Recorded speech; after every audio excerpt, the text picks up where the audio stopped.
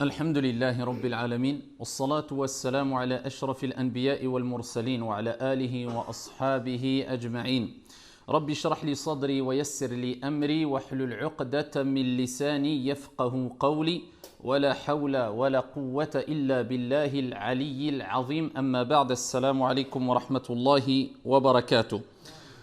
Alors une brève intervention sur un sujet qui nous concerne toutes et tous et particulièrement nous les musulmans vivant en Europe ou ailleurs à notre époque. Cette intervention va toucher un sujet, va tourner autour d'un sujet qui concerne at-tasawwuf, le soufisme, la purification de l'âme, la purification du cœur, l'intérieur, ce sujet qui est malheureusement trop délaissé ou quelquefois mal compris et qui a laissé place à des débats stériles quelquefois et à des détails qui non seulement nous permettent pas d'avancer et de cheminer sereinement vers notre Seigneur Jalla wa Ala, mais qui ont provoqué des querelles et des divisions et le fait d'oublier sa propre âme pour se préoccuper des autres. Alors que celui qui se connaît vraiment, eh bien, prendra conscience qu'il a énormément de défauts et qu'il se doit de se corriger avant de penser à corriger les autres. Et il se préoccupera plus de ses défauts que des défauts des autres. Mais ça, c'est pour celui qui se connaît. Et pour se connaître, il faut apprendre à se connaître. Et il faut d'abord comprendre qu'il faut se connaître. Et à ce moment-là, on pourra prétendre essayer de connaître Allah Azza wa Jal, car tu ne pourras connaître Allah que si toi déjà tu te connais, afin de savoir quelles sont tes qualités et quels sont tes défauts, afin de faire le tri un peu dans ton fort intérieur, afin de pouvoir te libérer de ce qui t'empêche de connaître Allah Jalla wa Ala. Donc quelque part, ici, on s'est préoccupé plus et on se préoccupe plus, illa man rahim Allah, de l'extérieur que de l'intérieur. Et on ne pourra jamais réformer l'extérieur, nos pratiques religieuses aussi, notre comportement, nos paroles, nos faits et gestes, que si on a réformé notre intérieur. Et c'est pour ça qu'Allah subhanahu wa ta'ala nous l'a rappelé maintes fois dans le Coran al-Karim, à titre d'exemple, quand il dit « Qad aflaha man zakkaha » a certes réussi celui qui l'a purifié. Mais qui a purifié quoi? Qui a purifié son intérieur, qui a purifié son âme, qui a purifié son esprit, de manière générale, qui a purifié son cœur. Et le prophète sallallahu alayhi wa sallam, il nous dit dans le hadith rapporté par Muslim, bi sanadin sahih min hadithi Abi Hurayrata radiyallahu anhu wa arda, il nous dit alayhi salatu wa salam, inna Allah la yanzuru ila suwarikum wala ila ajsamikum walakin yanzuru ila qulubikum wa a'malikum. Allah Jalla wa Ala ne regarde ni vos formes ni vos apparences physiques, mais ce que Dieu regarde, ce qu'Allah subhanahu wa ta'ala, ton créateur, ton Seigneur qui t'a créé, eh bien il regarde ton cœur. Et le prophète il commence par l'intérieur. وَلَكِنْ يَنْظُرُ إِلَى قُلُوبِكُمْ وَأَعْمَالِكُمْ, et vos actions aussi. Car si ton cœur est purifié, eh bien les bonnes actions suivront. Et ça ne suffit pas de dire la foi est dans le cœur, je fais ce que je veux ou je fais tout et n'importe quoi. Non, il regarde les cœurs, mais il regarde aussi les actions. Et l'un ne va pas sans l'autre. Et le plus important, c'est le cœur. Parce que si le cœur est mauvais, les actions seront mauvaises. Et lorsque j'évoque ce terme de tasawwuf et de purification et de soufisme, vous allez comprendre pourquoi. On parle de purification et on va en venir, incha'Allah ta'ala. Souvenez-vous du hadith rapporté par Al-Bukhari wa Muslim fi as-Sahihayn, où le prophète alayhi afdalu salati wa azka taslim dit « Ala wa inna fil jasadi mudra, idha salahat, salaha al-jasadu kulluh, wa idha fasadat, fasada al-jasadu kulluh, ala wa hiya al-qalb. » Il y a dans votre corps un morceau de chair. Si ce morceau de chair, il va salahat. Qu'est-ce qu'il a utilisé le prophète alayhi salatu wassalam comme terme? Le terme de islah. C'est-à-dire qui renvoie vers la réforme, vers la correction, vers l'éducation. Si ce cœur, ce morceau de chair qui est le cœur, si ce morceau de chair est bon, le reste, salah al-jasad kulluh, le reste du corps est bon. Donc, le corps, l'extérieur dépend de quoi? Du cœur, de l'intérieur. Donc, on aura compris que si on veut réformer ses aspects extérieurs, son langage, ses moralités, ses actes d'adoration, as-salah, as-siyam, al-hajj, il faut absolument réformer le cœur. Parce que la condition, le prophète a dit, si le cœur est bon, le reste des actions, le reste des membres, le reste du corps sera bon. وَإِذَا فَسَدَتْ فَسَدَ الْجَسَدُ كُلُّهُ. Et si par contre le cœur est mauvais, fais ce que tu veux. Efforce-toi à prier d'une manière apparente la plus conforme possible. Wallahi, si le cœur est corrompu, eh bien tes actions, tes actes d'adoration extérieurs seront corrompus. Tu as beau faire exprès d'être dans une certaine humilité, une certaine concentration, eh bien cela, ça s'appellera quelque part la concentration de l'hypocrite. Comme on dit certains compagnons, ils disaient « Iyyakum wa khushu'un nifaq » méfiez-vous de l'humilité de l'hypocrite ou de l'humilité hypocrite. Ils ont dit, mais qu'est-ce que l'humilité hypocrite? Et il disait, un compagnon a dit, c'est le fait de voir tes membres ici dans une certaine humilité alors que le cœur ne l'est pas. Et c'est pour cela que le prophète il dit, et si le cœur est corrompu, le reste des membres sont corrompus, ala wahi al-qalb. C'est certes le cœur. Et Ibn al-Qayyim, rahmatullahi alayhi, ce médecin du cœur, ce médecin des cœurs, eh bien, il disait que le cœur est pour les membres ce qu'est le roi pour les soldats ou ses sujets. Si le cœur est bon, eh bien, les membres seront bons, les actions seront bonnes.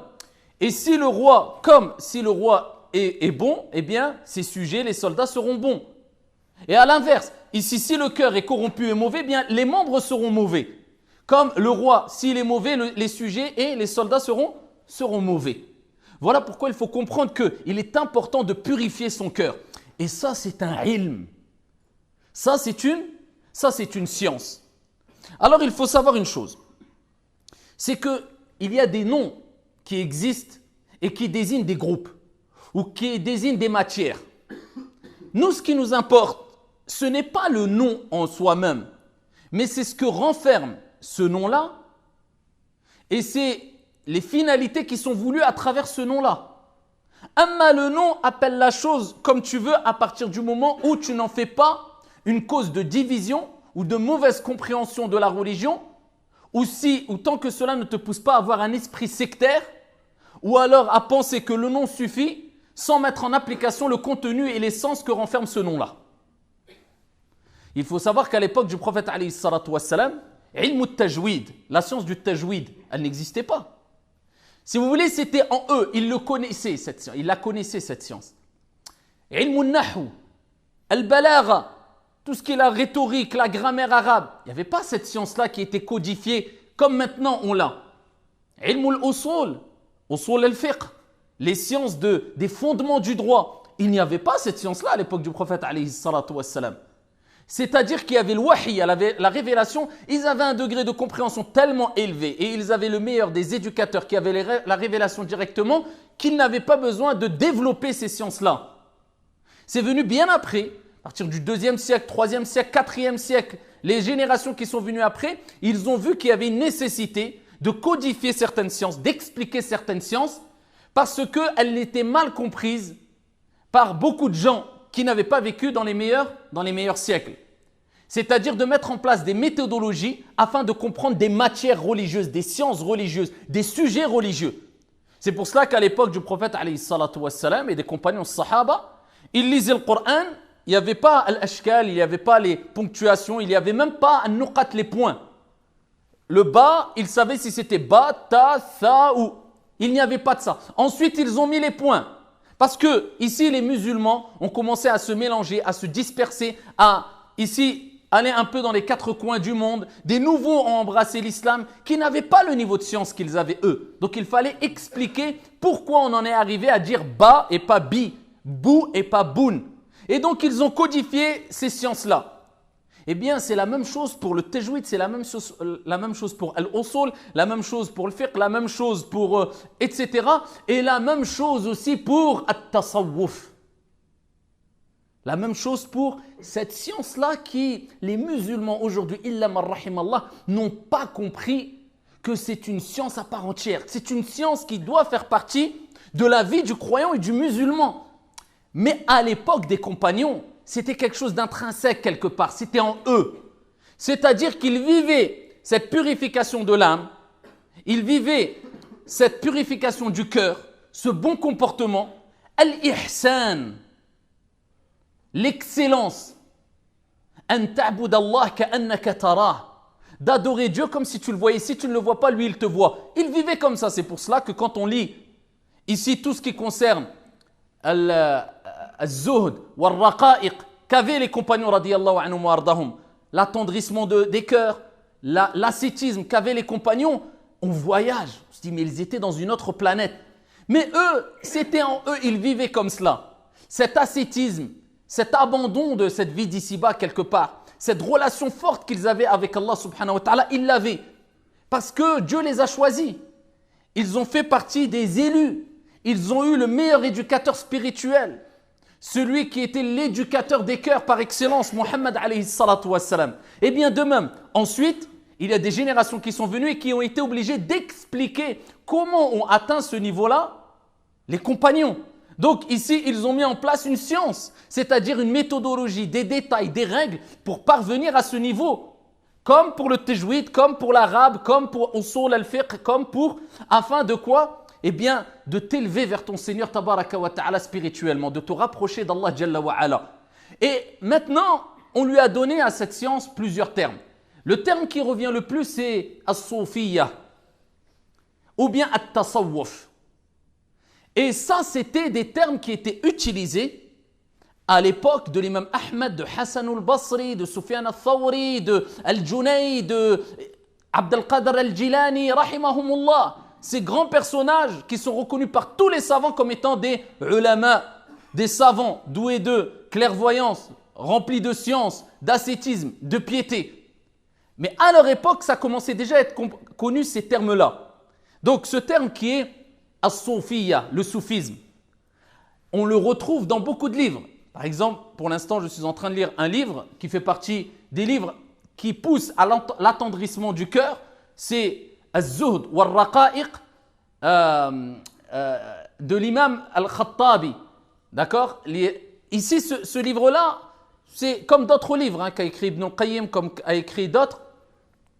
Al-Khatib al-Baghdadi, ici, il parle de personnes qui vivaient à son époque ou qui l'ont précédé et qui, sur plusieurs sujets, la prière, la concentration dans la prière, le délaissement des choses qui ne te rapprochent pas de Dieu, de la spiritualité, etc. Et il cite des personnages. Et souvent, il dit un tel as-soufi, un tel le soufi. Et ça, c'était connu, comme Ibn Taymiyyah, rahmatullahi alayh, qui a écrit 2 volumes, un volume sur le soufisme, un volume sur As-Suluk.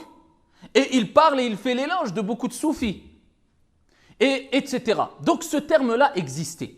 Et on va approfondir les choses pour montrer quel est le juste milieu dans la compréhension de ce terme-là. Parce que malheureusement, à chaque fois qu'un groupe apparaît et qu'il se donne une appellation, il y aura des choses dans ce groupe-là, à travers la compréhension de ce terme-là qui désigne un groupe, chez les adeptes de ce groupe-là, des erreurs, des choses mauvaises et des choses bonnes. Quelquefois du laxisme, quelquefois de l'exagération. C'est comme cela, dans tous les domaines. Et ainsi aussi dans ce domaine qui concerne at-tasawwuf, as-soufiyya, donc les soufis, ou bien at-tasawwuf, la purification. Donc aujourd'hui, quand on entend des termes, nous, ce qui nous intéresse, ce n'est pas le terme en lui-même. C'est pourquoi ce terme-là, pourquoi ce nom de ce groupe-là, qu'est-ce qu'il renferme? Et là, à ce moment-là, on dira, est-ce que d'après la méthodologie, d'après les fondements qui représentent ce nom-là, est-ce que c'est conforme à la législation, à la religion, oui ou non? Si oui, nous on dira c'est pour se repérer ce nom-là. Mais nous, peu importe du nom, à partir du moment où il ne crée pas de division. Mais nous, la base, c'est que Allah dit dans le Coran, c'est lui qui vous a donné l'appellation de musulman. On est musulman, ni plus ni moins. Amma quand je vais apprendre une science quelconque, je vais apprendre le fiqh, je dis fiqh, pour que je sache qu'est-ce que j'apprends, quelle matière je traite, la jurisprudence, comment prier, comment jeûner, comment faire le hajj, comment me marier, etc. Quand je dis at-tafsir, c'est pour comprendre que là, on est en train d'étudier le tafsir. Quand je dis at-tasawwuf, je comprends que là, on est en train d'apprendre à purifier son cœur, purifier son âme, etc. C'est des appellations simplement pour se repérer, pour savoir qu'est-ce que je traite. Mais l'islam, c'est un tout. L'islam, ce n'est pas une chose. C'est tous ces noms qu'on entend en général. L'islam, eh bien, ça réunit tous ces noms tant que ces noms sont appliqués avec juste milieu, sans laxisme et sans exagération. À l'époque du prophète, alayhi salatu wassalam, Al-Muhajirun wal-Ansar, deux tribus nobles qui ont reçu l'éloge d'Allah Jalla wa Ala dans le Saint-Coran, dans le Coran. Allah a parlé de Al-Muhajirun et il a parlé de Al-Ansar. Al-Muhajirun, c'est ceux qui ont émigré. Min Makkata ila al-Madina. Al-Ansar, ce sont eux qui les ont réceptionnés. Donc les noms sont dans le Coran. Donc eux, ils sont plus à même à justifier le fait qu'ils utilisent des noms. Al-Muhajirun, nous on est le Muhajirun, d'autres, nous on est les Ansar, on a une preuve, un dalil dans le Coran. C'est plus à même, ici, ils sont plus à même à justifier l'appellation de ces termes. Et il n'y avait pas de mal. On les connaissait parce que c'était pour les connaître, les repérer. Eux, c'est les Muhajirun, eux, c'est les Ansar, ni plus ni moins. Mais lorsque, comme il est relaté fi Sahih, un jour, Al-Muhajirun se sont disputés avec Al-Ansar, un des membres des immigrés, avec un des membres de Al-Ansar. Eh bien, il y en a un qui a dit « Oh, vous les Muhajirun, venez !» L'autre des Ansar a dit « Oh, vous les Ansar, venez !» C'est-à-dire, chacun a appelé son groupe, parce que là, il y avait querelle, il y avait dispute. Le prophète sallallahu alayhi wa sallam s'est mis en colère. Et il dit, dans le sens... Est-ce ces termes de l'jahiliya, du paganisme que vous utilisez alors que je suis parmi vous? Pourquoi? Parce qu'ils avaient utilisé ces noms-là qui étaient des repères et qui n'étaient pas interdits, mais ils en ont fait une source de division. Pourquoi? Vous les Muhajirun, vous appelez le Muhajirun, vous êtes meilleurs que les Ansar, et vous les Ansar, vous êtes meilleurs que les Muhajirun, et vous utilisez ces termes-là pour vous disputer, et il dit, vous utilisez des termes, une manière de comprendre ces termes de l'jahiliya, du paganisme, alors que je suis parmi vous. Alors que dirait le prophète sallallahu alayhi wa sallam? Ça, on parle de sahaba, des compagnons, agréés par Dieu, radiyallahu anhum wa radu an, dhalika liman khashiya rabbah. Ça, Allah Jalla wa Ala les a agréés, il a été satisfait d'eux, ils ont été satisfaits de Dieu subhanahu wa ta'ala, d'Allah. C'est-à-dire de ce que Allah leur a accordé, leur a prescrit. Nous, qu'aurait dit le prophète alayhi salatu wassalam? Que doit penser de nous Allah Jalla wa Ala alors qu'on se dispute avec c'est pas une seule querelle, ce n'est pas on se dispute jour et nuit avec animosité, où on voit des gens qui se disent musulmans prêts à s'entretuer tout simplement parce que quelqu'un a un nom et l'autre n'a pas le même nom que lui, ou un tel a écouté un shir que l'autre n'a pas écouté, ou qu'un tel a prié d'une manière alors que l'autre n'a pas prié de la même manière. Et ensuite, on se dit, on est dans le haqq, on est sur la vérité. Wallahi, si tu suis cette voie-là, eh bien, tu es dans le batil, tu es dans le faux. Ça n'a jamais été la méthodologie approuvée par le prophète alayhi afdalus salati wa askat taslim. Nous sommes musulmans, il y a des termes, mais ces termes doivent bien être compris. Donc, quand on utilise at-tasawwuf, ce terme-là, parce que le but principal, c'est de parler de ce terme-là et ce qu'il renferme particulièrement. Certains appellent cette science-là la science de at-tasawwuf ou bien du soufisme ou bien, c'est-à-dire, qu'est-ce qu'ils veulent par ce terme-là? Ils veulent la purification. Ils veulent dire, ils veulent indiquer le délaissement quelque part des choses mondaines, pas totalement bien sûr, mais qui ne te rapprochent pas de Dieu afin de te consacrer totalement ou particulièrement à la connaissance de ton Seigneur tabaraka wa ta'ala, à atteindre un degré où tu adores Dieu comme si tu le voyais, si tu ne le vois pas, lui il te voit, c'est-à-dire al-ihsan.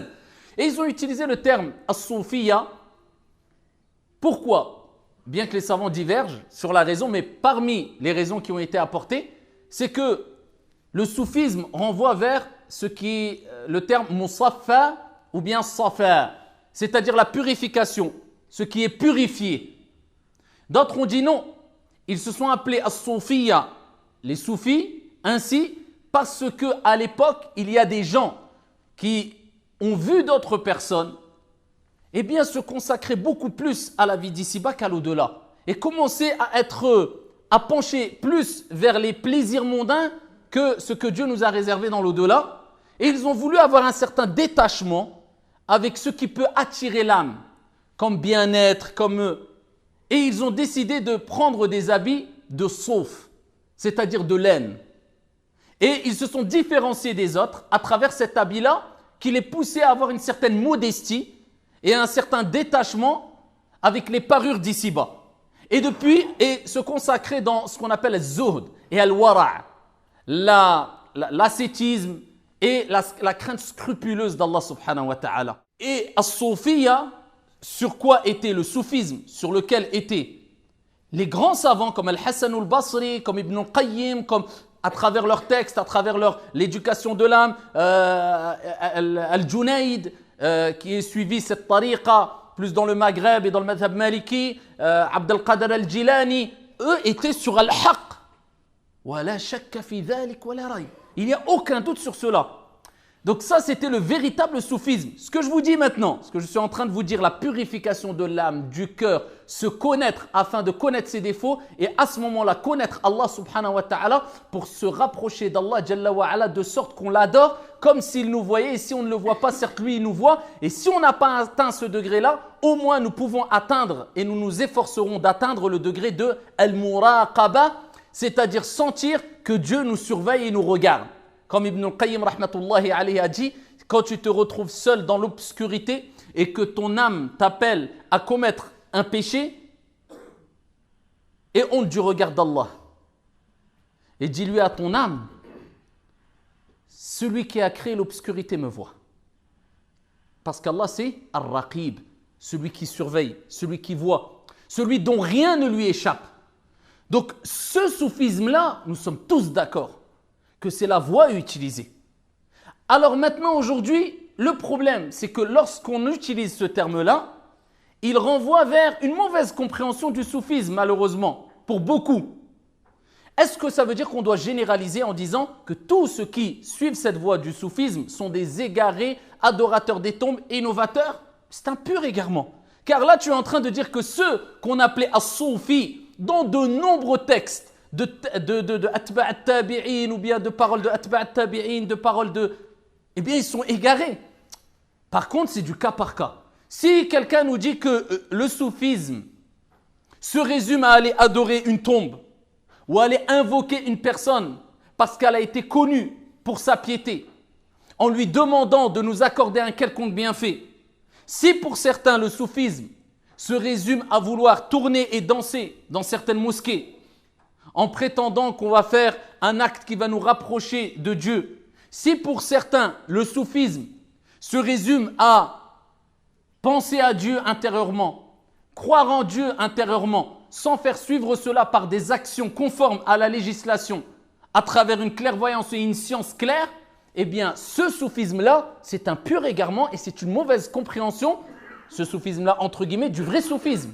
Nous sommes d'accord.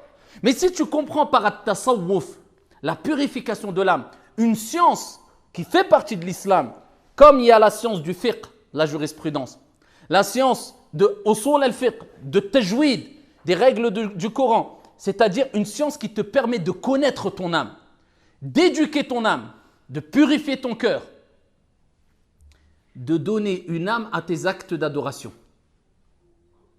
de donner une âme à tes actes d'adoration, de t'élever spirituellement vers Allah subhanahu wa ta'ala, de goûter à la douceur de l'iman. Parce qu'il y a l'iman, la foi, et il y a halawatul iman, le goût, la douceur de la foi. C'est deux choses différentes. À travers les paroles de ceux qui ont marqué l'histoire, d'attendrir ton cœur. Si pour toi, c'est ça le soufisme, eh bien tu es sur la vérité. Donc aujourd'hui, certes, j'utilise ce terme pour un peu remettre les choses de manière très brève et résumer les choses en place et à leur place. Mais aujourd'hui, pas d'intérêt de dire je suis soufi ou je suis... Là, je suis dans une matière qui me permet d'éduquer mon âme. Tu peux l'appeler comme tu veux. La science du comportement, la science de l'ihsan, la science de la purification de l'âme, la science de l'éducation de l'âme. ou bien la science du soufisme, ou bien du tasawwuf, c'est la même chose. À partir du moment où tu as bien compris que désigner vraiment et réellement le terme tasawwuf et le soufisme réel. Mais c'est la même chose. Donc là, j'utilise le terme soufisme ou bien tasawwuf pour rappeler à ceux qui généralisent et lorsqu'ils entendent un tel était maître spirituel dans le soufisme, a'oudhu billah. Voilà comment ils réagissent. Manque de ilm, manque de science. Ibn al-Qayyim en a parlé, Ibn Taymiyyah en a parlé, Al-Junayd en a parlé, les plus grands des savants en ont parlé. Comment cela, toi, tu réagis comme si tu n'as même pas compris le sujet? Si peut-être tu vas lui dire, parce que certains utilisent des noms de savants qui sont des maîtres spirituels dans l'éducation de l'âme et ils sont rentrés dans l'excès en utilisant quelquefois une confrérie ou une voie, je parle de ceux qui rentrent dans certaines voies dans l'excès, eh bien les gens quand ils entendent ce nom-là, eh bien ils pensent que c'est un égaré. Voilà, il y a des jeunes, eh bien ils disent non, il ne faut pas écouter Abd al-Qadir al-Jilani ou alors lire ses écrits, A'udhu billah al-Junayd, parce qu'ils entendent que des soufis qui sont rentrés dans l'excès, eh bien ils utilisent les termes, ces termes-là. Mais eux sont innocents des égarements et des excès qui sont faits à leur nom. Amma eux, ils n'ont rien à voir. Eux restent des maîtres spirituels, restent des éducateurs de l'âme, restent des références. Alors, est-ce qu'ils sont parfaits? Abadan. Al-kamalu lillahi azza wa jal. As-tu vu une personne d'entre les savants et d'entre les plus anciens comme les contemporains, parmi les compagnons, des personnes qui sont parfaites et ils sont exempts d'erreurs ou de péchés? Non. Que dire de ces savants? Ils ont fait des erreurs et ils ont fait du bien. Lakin al-adil fil hukm, celui qui est équitable dans le jugement, eh bien c'est celui qui juge avec équité et qui regarde qu'est-ce que la personne a apporté comme bien et qu'est-ce que la personne a apporté ou apporte comme mal. Si le bien est beaucoup plus grand que le mal, pourquoi tu vas renier le bien? Est-ce que tu aimerais qu'on réagisse vis-à-vis de toi ainsi? Ça c'est de l'ingratitude, ça c'est du manque de pudeur. Tout le monde fait du mal, tout le monde fait des erreurs. Et peut-être même que ce que tu vois toi comme une erreur n'est pas une erreur. Donc un peu de pudeur et de retenue lorsqu'on juge des gens, quand ils jugent, ils disent « Oui, celui-là il a fait des erreurs, mais alhamdoulilah, ouais, il fait quand même du bien, on laisse les erreurs. » Bon déjà c'est mieux que celui qui dit « Celui-là il a que du mal. » Mais déjà toi qui dis ça, celui-là il a du bien et du mal, il a fait des erreurs. Est-ce que tu es sûr que les erreurs que tu as vues sont des erreurs? Peut-être ce sont des erreurs pour toi, mais peut-être ce n'est pas des erreurs. Peut-être tu as mal compris les choses. Elle est où cette retenue? Vous voyez pourquoi aujourd'hui on s'est consacré et on se consacre plus aux autres? C'est parce qu'on ne se connaît pas et on ne cherche pas à se connaître et on a mis de côté cette science de la purification et de l'éducation de l'âme, alors que c'est une science, c'est une matière, madda, qui a toujours existé. À l'époque des compagnons, à l'époque du prophète, plus que cela, c'était une matière, une science, un sujet qui était le plus central ou un des plus centrales dans la vie des compagnons et du prophète alayhi salatu wassalam.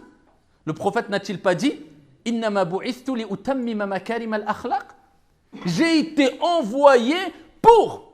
Pourquoi? Pour réformer, pour parfaire les bonnes moralités. C'est ça la science que je suis en train de vous citer. C'est l'éducation de l'âme afin de quoi? Corriger son cœur afin que quoi?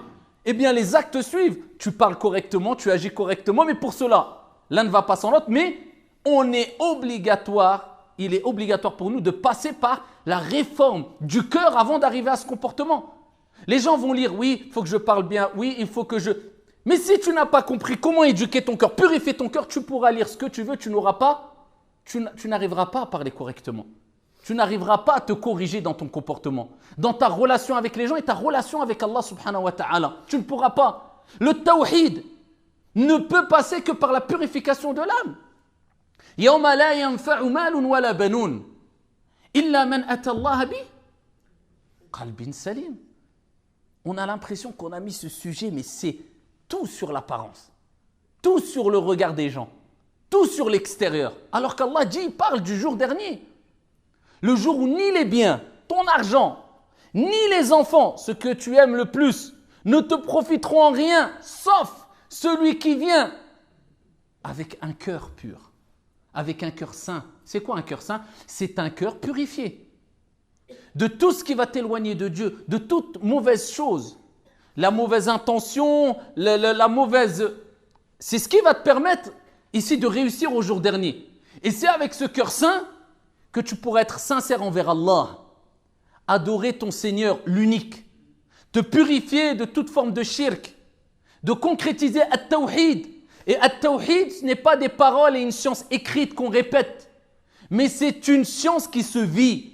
Lors des épreuves, tu sais qu'Allah Jalla wa Ala, c'est lui Al-Azim, c'est lui qui est ala kulli shay'in qadir. Tu sais que si toutes les portes se ferment, Allah subhanahu wa ta'ala, c'est lui Al-Fattah, celui qui ouvre toutes les portes. Tu vis avec, à travers les noms sublimes de Dieu et ses attributs pour connaître Dieu, car Allah se présente et se décrit à travers ses noms parfaits et ses attributs sublimes. Mais ça, c'est quelle science, celle-là? Si tu n'as pas compris que c'est la science de l'éducation de l'âme, de la purification de l'âme, tu n'as rien compris, Abdallah. Tu as mis de côté une science. Donc déjà, c'est un constat que je veux faire déjà. Rendez-vous compte que le musulman a besoin de toutes les matières.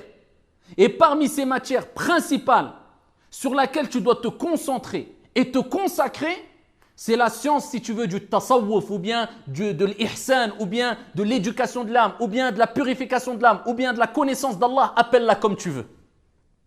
Sinon, tu ne pourras jamais réussir et goûter al-falah, à la réussite, ni ici-bas, ni dans le delà. قَدْ أَفْلَحَ مَنْ زَكَّاهَا التَّخْلِيَةَ قَبْلَ التَّحْلِيَةِ وَلَيْسَ الْعَكْسِ لَيْسَ التَّحْلِيَةَ قَبْلَ التَّخْلِيَةِ. C'est la règle qui nous incombe, c'est la purification avant l'ornement.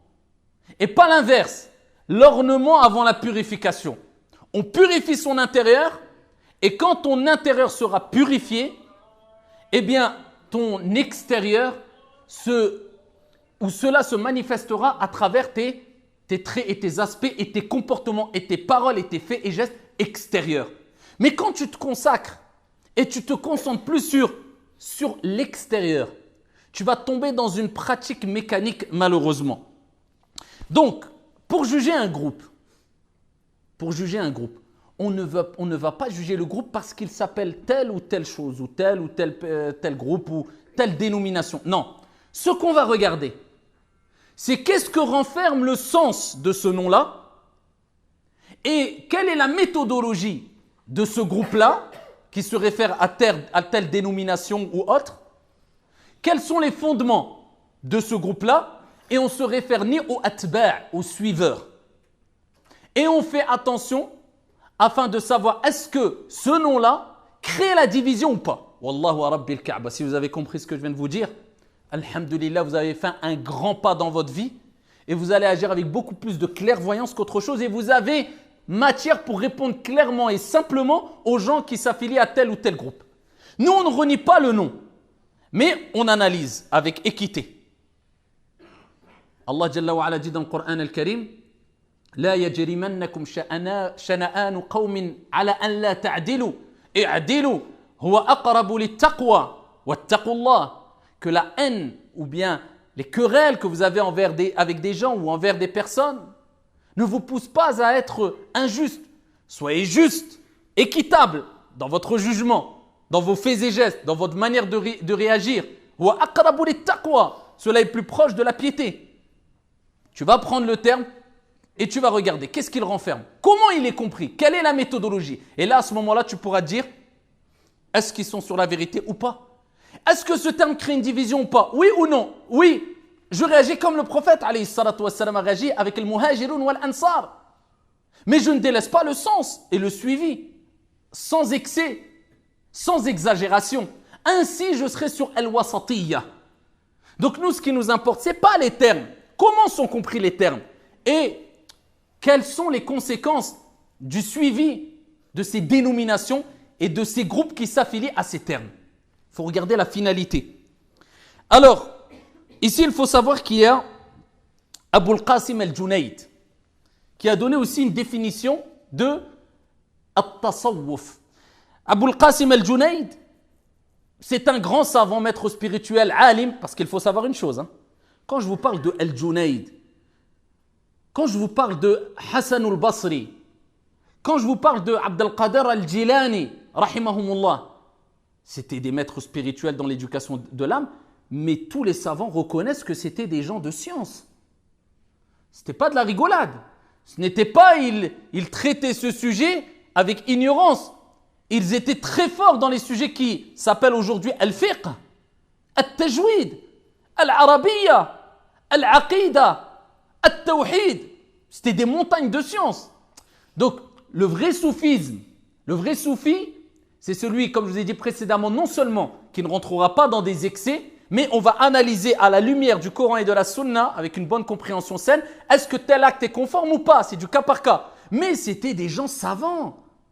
Si tu sentais cette science-là sur les sujets de jurisprudence, tu voyais la science, le ilm. Mais ils accompagnaient cette science-là, ce ilm, ce fiqh, les actes d'adoration avec la spiritualité. Parce que l'un ne va pas sans l'autre. Et Al-Junayd, certains disent, je suis Al-Junaydiyya.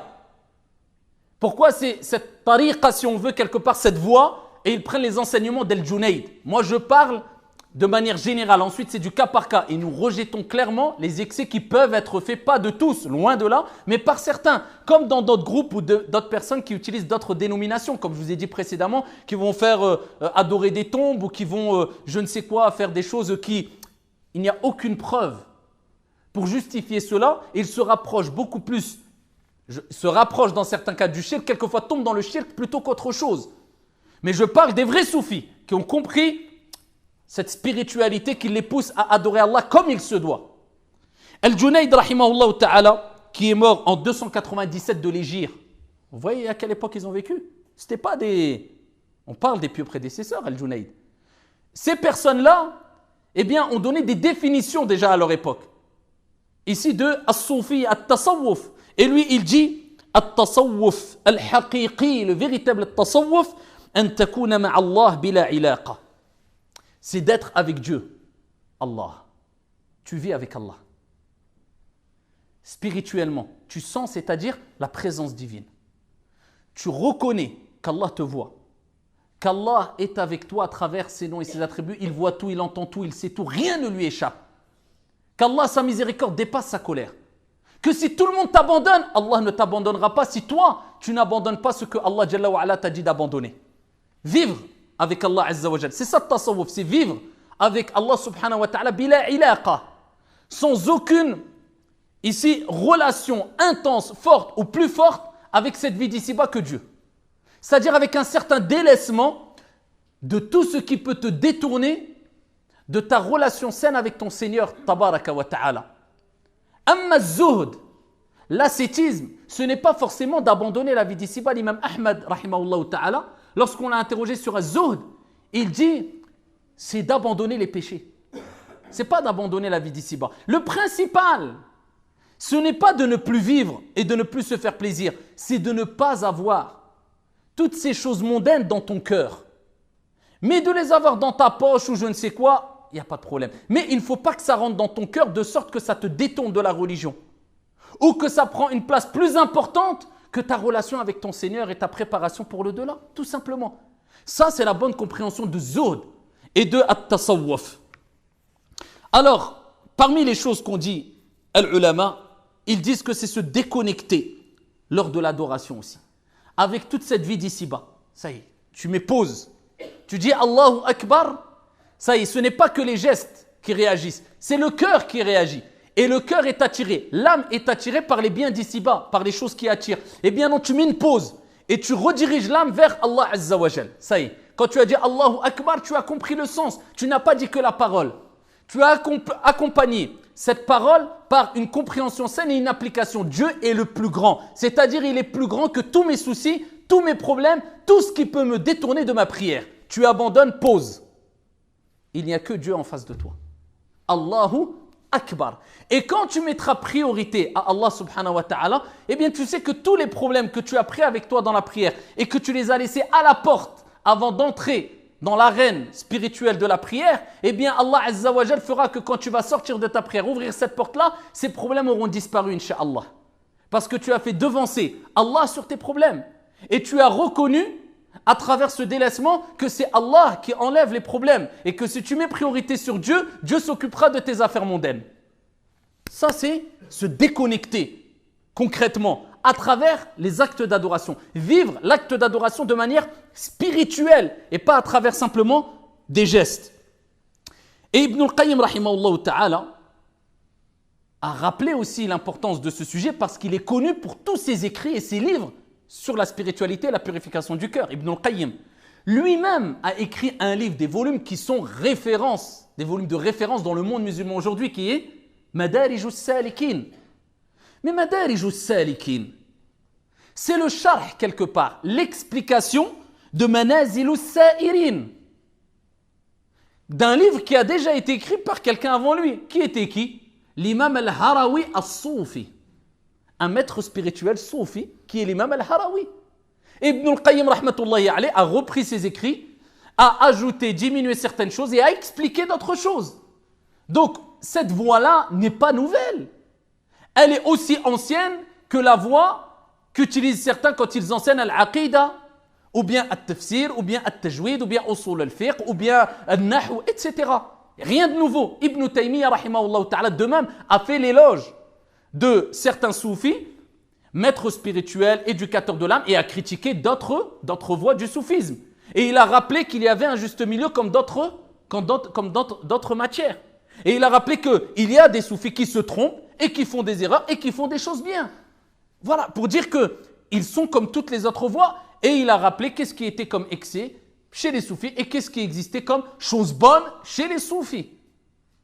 Chez ceux qui sont éducateurs de l'âme, si on veut quelque part, c'est ce qui nous importe, c'est le sens, mais pas le terme. Ibn Taymiyyah nous rappelle même, à titre d'exemple, parce que c'est une référence chez les soufis. Alors, je parle de manière générale, hein, je ne parle pas de ceux qui rentrent dans l'excès, dans l'adoration, la divinité, ou qui prennent un tel shir comme maître spirituel, même après sa mort, en pensant qu'ils se rapprochent de Dieu, en l'invoquant lui. Non, je parle de ceux qui ont pris les paroles, l'éducation concrète de Abd al-Qadir al-Jilani, rahimahullah ta'ala. Abd al-Qadir al-Jilani lui-même, ici,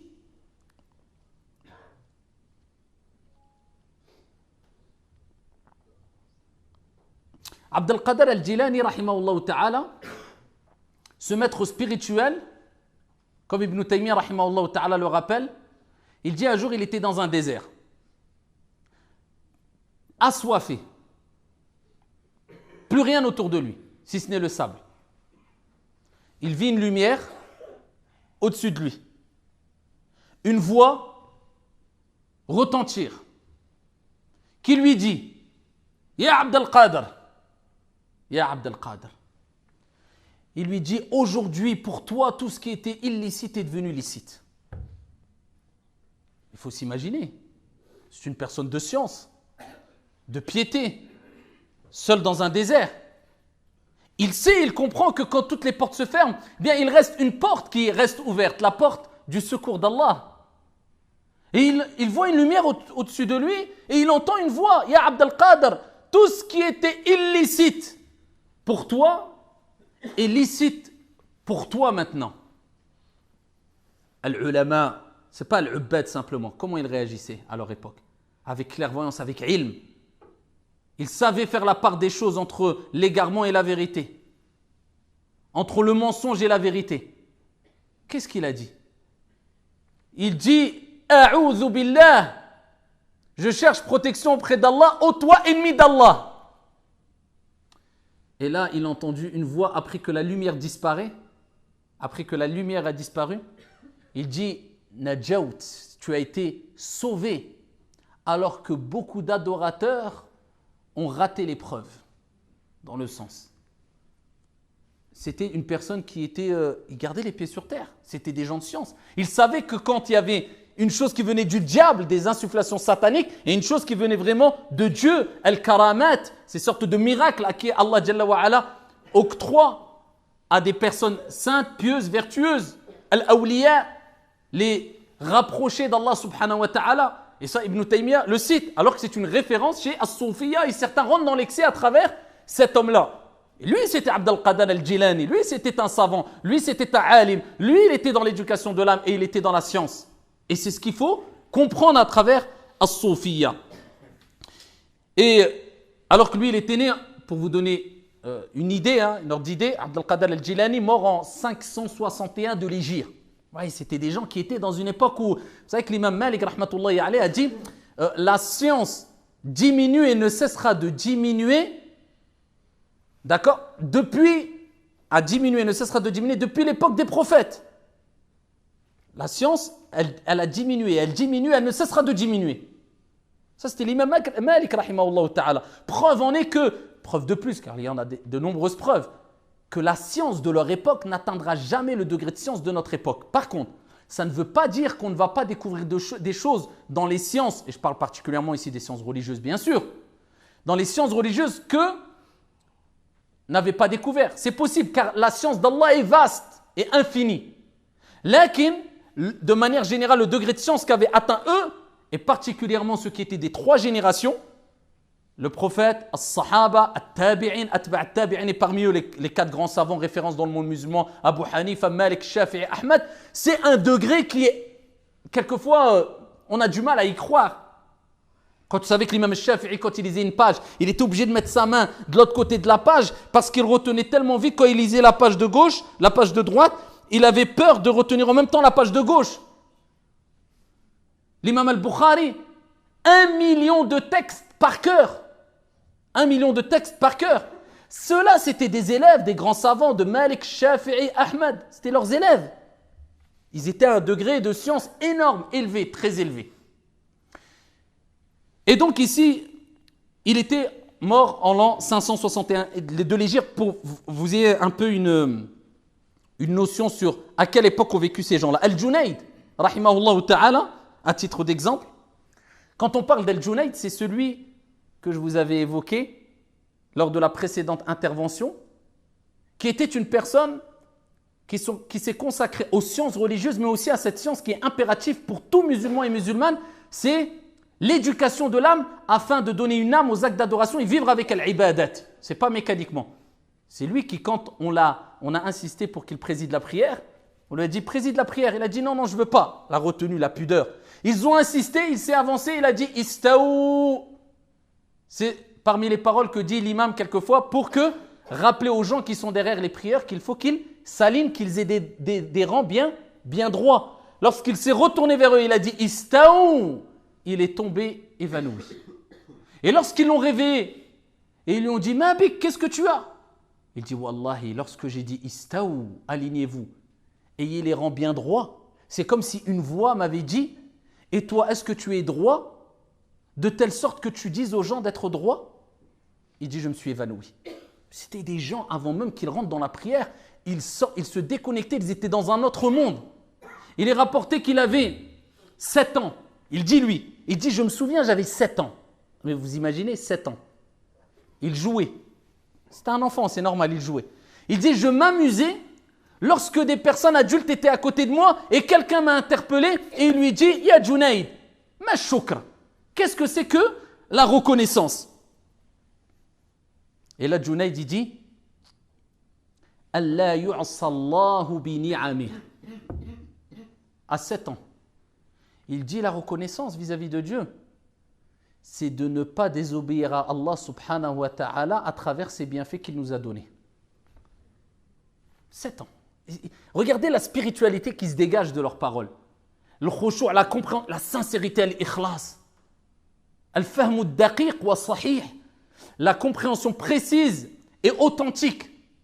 C'est le fait de ne pas désobéir à Dieu à travers les bienfaits qu'il nous a accordés. Dieu t'a accordé des yeux, une vue qui vaut plus que toutes les richesses qu'il y a dans la vie d'ici-bas. Tu donnerais n'importe quoi pour retrouver la vue si Dieu t'enlevait la vue.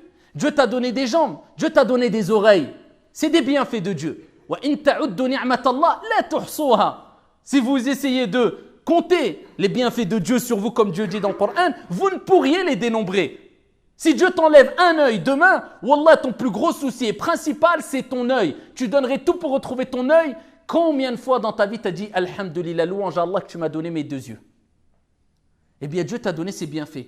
Maintenant, c'est de ne pas lui désobéir, de désobéir à Allah à travers les bienfaits qu'il t'a donnés, qu'il t'a mis à disposition une période bien délimitée pour passer ton examen. Ensuite, il va reprendre cette copie. Et ensuite, tu devras rendre des comptes sur ton corps. Qu'est-ce que tu en as fait? Sur ton argent, sur ton... Donc, est-ce que toi, tu désobéis à Allah à travers les bienfaits que Dieu t'a donnés? Moi, je fais ce que je veux, c'est mon corps. Arrête, délaisse ces drogues-là. Je fais ce que je veux, c'est mon corps. Arrête de te faire du mal. Je fais ce que je veux. Ce n'est pas ton corps.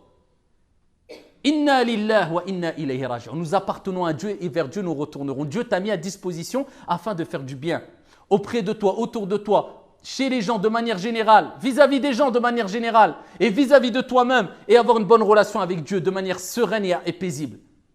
Est-ce que tu le fais? Est-ce que tu as compris cela? Une parole à 7 ans. Que dites-vous des paroles qu'il a dit tout au long de sa vie? Tu rentres dans une madrasa, dans une école à travers leurs paroles et à travers les paroles de ceux qui sont des réels éducateurs de l'âme. Et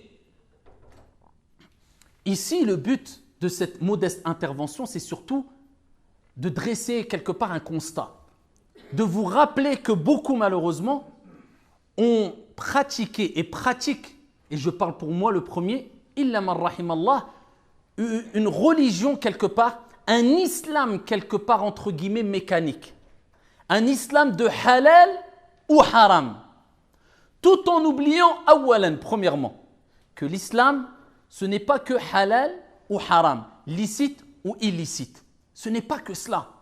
Avant même de comprendre et de savoir vraiment qu'est-ce qui est vraiment halal et qu'est-ce qui est vraiment haram, comprendre que l'islam ce n'est pas que le halal et le haram. Ici il y a la jurisprudence qui tourne autour de 5 jugements. Et beaucoup de gens pensent qu'il n'y a que licite, illicite ou obligatoire, interdit. Faux, complètement faux. Vous savez qu'à l'époque des plus grands des savants, l'imam Shafi'i, l'imam Ahmad, l'imam Malik, avant qu'ils disent qu'une chose était haram, illicite, eh bien il y avait réflexion et réflexion, prudence et prudence. Et ils avaient l'habitude de dire « Akrahu dhalik » utrukuh, je déteste cela. Délaissez cette chose par prudence et par crainte de dire quelquefois qu'une chose est haram alors qu'elle n'est pas haram. Alors que Dieu nous rappelle dans le Coran qu'il ne faut pas dire que ceci est halal ou haram en proférant des mensonges vis-à-vis de Dieu sans science. Il y a 5 jugements en islam. Il y a ce qui est wajib, ce qui est obligatoire. Et ça, on ne le renie pas aussi parce qu'il y a un deuxième excès, des gens qui, pour eux, ils ne veulent jamais entendre qu'une chose est obligatoire ou interdite. Il y a des obligations en islam. Il y a des interdits en islam. Il y a un cadre. Et pour avoir une harmonie tout au long de sa vie, il faut avoir un cadre. Il y a ce qui est obligatoire. Ce qui est obligatoire, celui qui le fait, eh bien, il est récompensé. Inch'Allah, il mérite une récompense divine. Celui qui le délaisse, il est pécheur. Il y a ce qui est haram, illicite. Celui qui délaisse ce qui est illicite, eh bien, il est récompensé. Inch'Allah, il mérite une récompense. Et celui qui fait une chose qui est illicite, il est pécheur.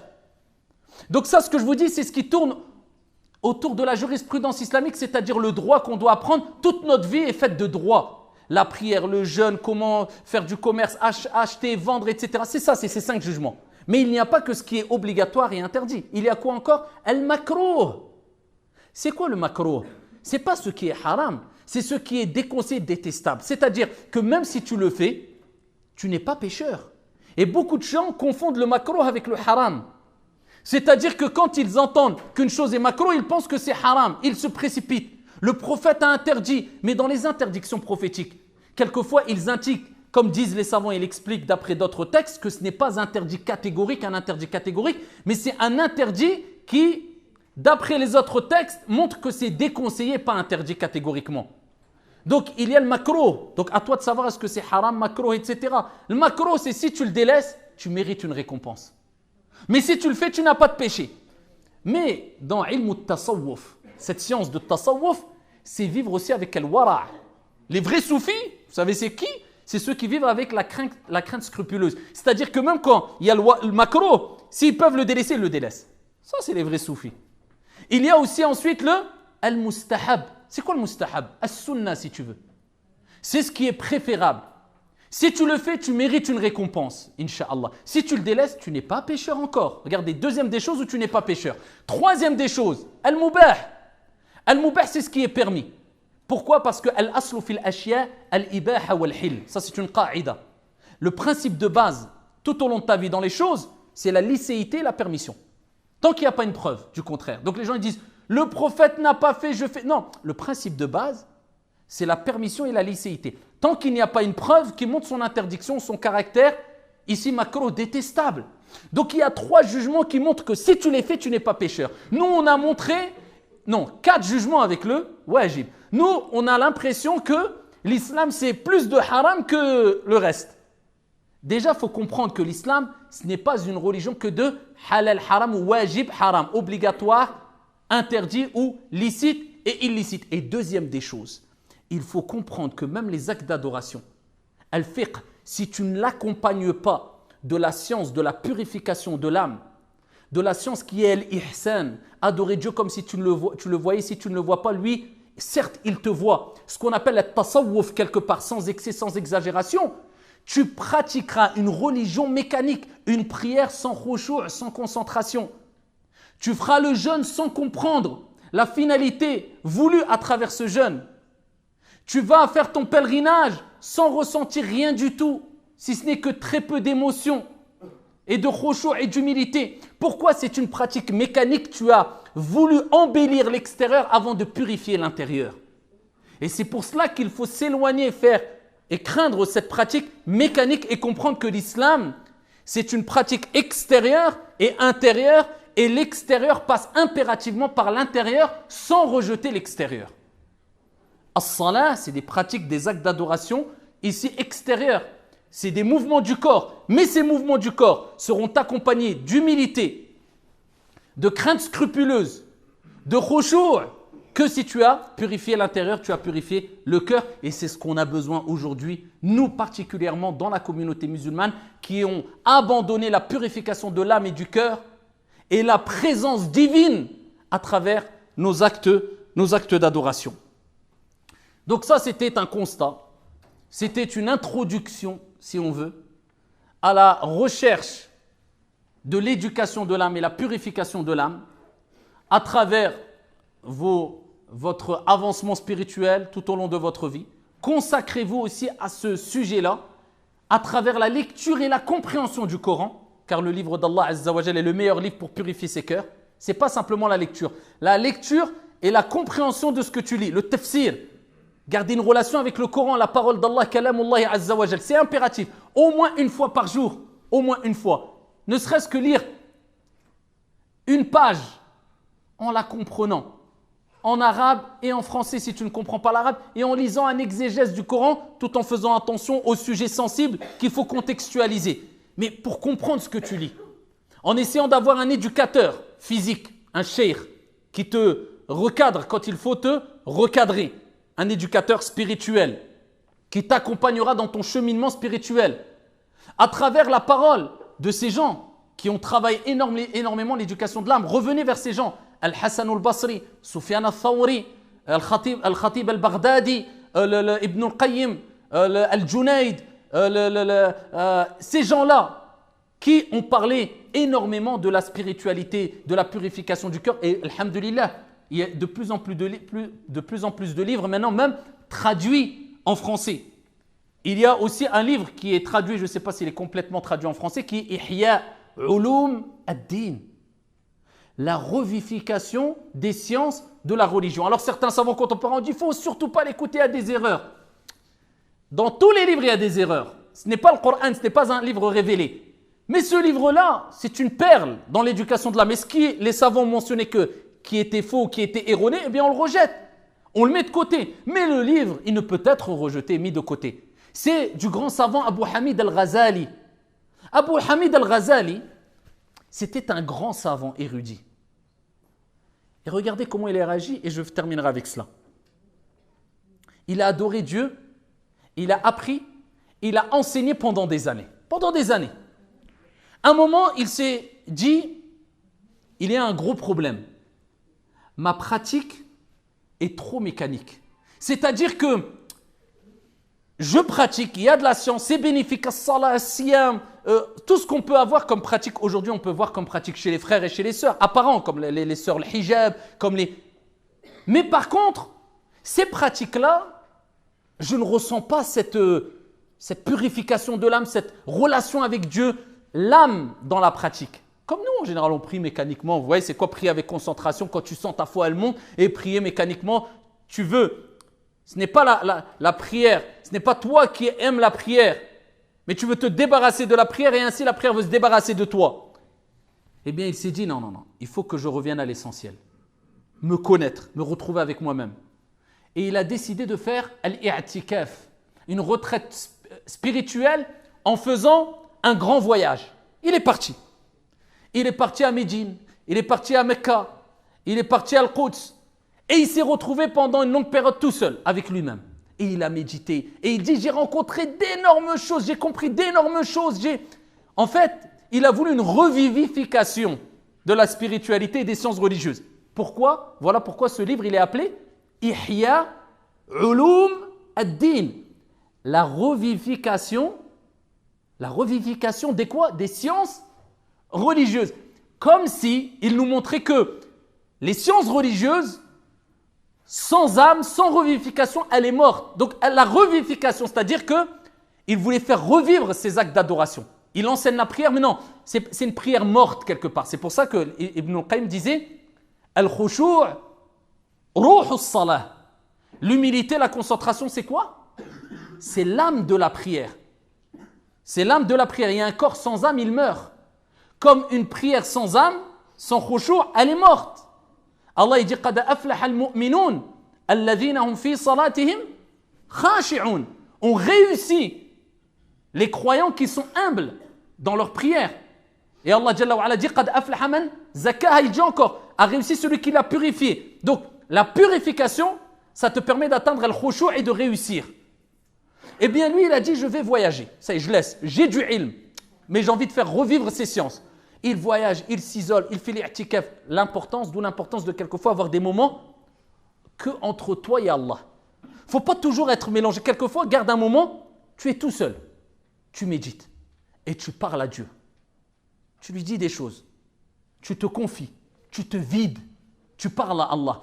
Comme toi, tu aimerais bien, quelquefois tu te dis, qu'est-ce que j'aimerais bien avoir un entretien avec tel savant ou avec telle personne pour lui raconter tout, pour réagir au moins. Regardez à quel stade on est arrivé. Au moins. Essaie de réagir comme tu réagis là maintenant, en souhaitant, en espérant, en rêvant d'avoir un entretien avec telle personne connue pour sa science. Réagis au moins comme ça avec ton Seigneur Tabaraka wa Ta'ala. En te disant qu'est-ce que j'aime. Et tu peux.